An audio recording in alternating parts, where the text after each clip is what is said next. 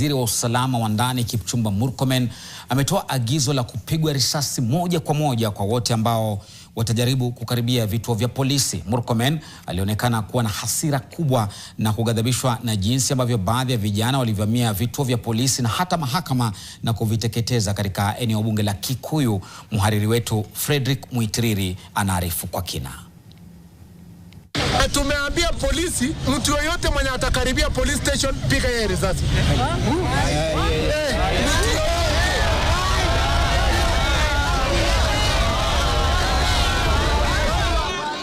Ni maneno ambayo wenyeji wa eneo bunge la Kikuyu waliyakataa katu. Waziri Kipchumba Murkomen alijaribu kuelezea alichokuwa akimaanisha. Ni mtu mwenye anajaribu kuenda kuiba bunduki. Ati anaenda kunyang'anya polisi bunduki.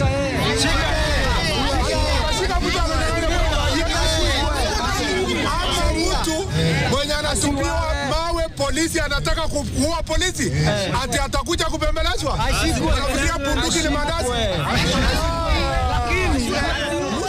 Wenyeji hawakutaka kumsikiliza Waziri Murkomen akisema Wakenya wapigwe risasi watakapovamia vituo hivyo, na walipozidi kumkelelesha na kujibizana naye, hasira ilimpanda waziri. Lakini mtu mwenye anakuja kuchukua bunduki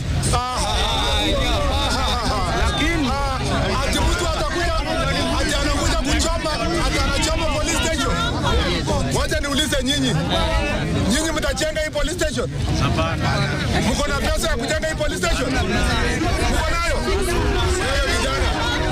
Leo unaongea mbaya hapa. Wewe una pesa ya kujenga police station? Sina. Na hii maneno unaongea mingi ni ya nini?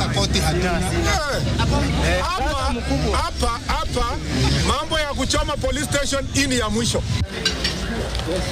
Hasira zake Murkomen zinatokana na hali aliyoipata kwenye vituo vya polisi eneo bunge la Kikuyu. Hapa ni makovu na mabaki ya baada ya maandamano ya siku ya Jumatano wiki hii. Hata maafande hawakusazwa kwenye makabiliano hayo. Yes. I tried my best, sir, but walinizidi, ikabidi nirudi kambi, nisaidiwa na madam base, anipeleka hospitali. Pole sana. Sio afisi moja au mbili ziliteketezwa, hata mahakama ya Kikuyu iliteketezwa. Ghadhabu ilionekana kuelekezwa kwa mbunge wao Kimani Ichung'wah, ambaye akiwa bungeni alidai kuwa kuna vijana waliotoka eneo bunge tofauti wakiwa na njama ya kuimaliza familia yake. We lost a court in Kikuyu.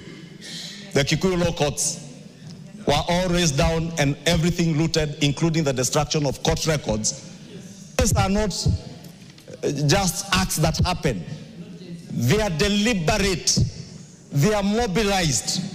They are being financed by somebody or a group of people who, Honorable Speaker, then rush to court to get protection.